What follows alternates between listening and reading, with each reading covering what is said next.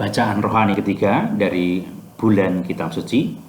Hari ini kita akan membaca dari Katekismus Yesus Kristus, perantara dan pemenuhan seluruh wahyu.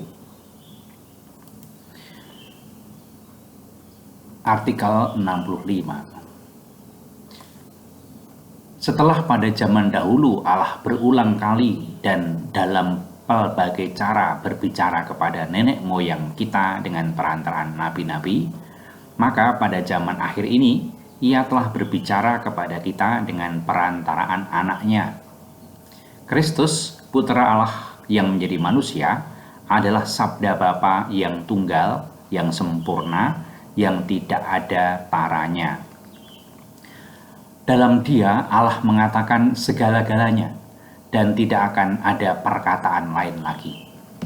Hal ini ditegaskan dengan jelas oleh Santo Yohanes dari Salib dalam uraiannya mengenai Ibrani bab 1 ayat 1-2. Sejak Ia menganugerahkan kepada kita anaknya yang adalah sabdanya, Allah tidak memberikan kepada kita sabda yang lain lagi.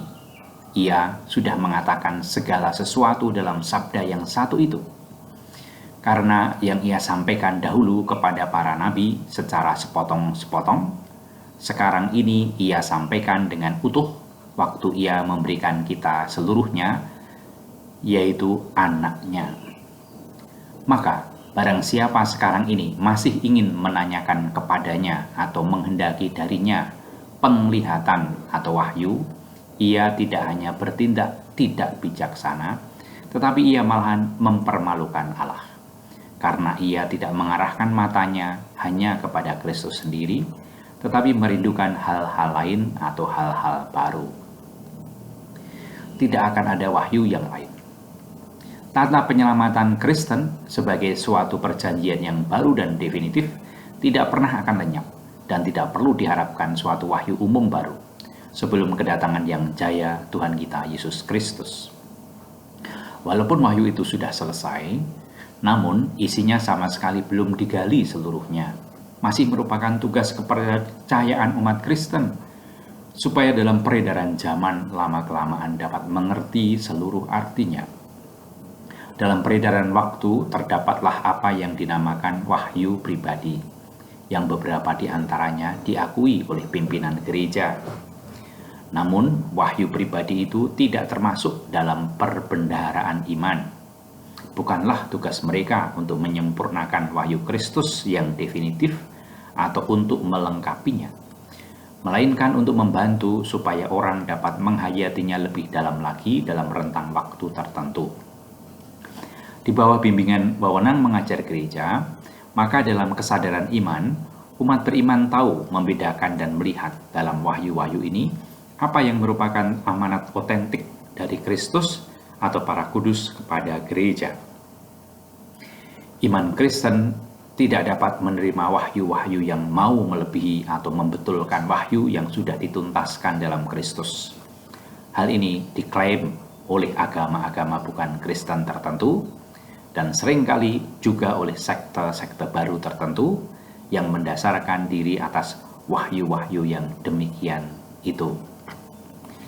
Teks-teks singkat. Allah sudah mewahyukan dan mengaruniakan diri kepada manusia karena cinta. Dengan demikian, Ia memberikan jawaban yang berlimpah dan definitif atas pertanyaan mengenai arti dan tujuan kehidupan ini yang dihadapi manusia. Allah mewahyukan diri kepada manusia dengan cara menyampaikan misterinya kepadanya secara bertahap melalui perbuatan dan perkataan. Melampaui kesaksian tentang diri dalam makhluk ciptaan, Allah telah menyatakan diri kepada leluhur kita. Ia berkata-kata kepada mereka sesudah jatuh dalam dosa, Ia menjanjikan keselamatan dan menawarkan perjanjiannya kepada mereka. Tuhan mengadakan perjanjian kekal dengan Nuh, perjanjian antara Dia dan segala makhluk hidup. Selama dunia ini berlangsung pula lah perjanjian ini. Allah memilih Abraham dan mengadakan perjanjian dengan dia dan dengan keturunannya. Dari mereka itu Ia membentuk satu bangsa bagi dirinya.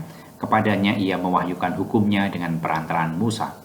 Ia mempersiapkan bangsa ini melalui para nabi agar menerima keselamatan yang dimaksudkan untuk seluruh umat manusia.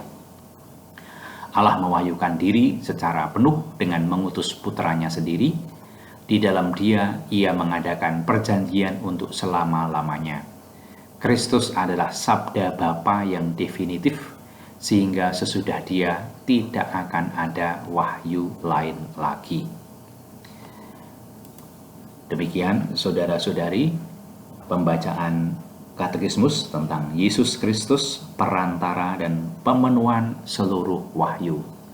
Semoga memberi inspirasi berkah dalam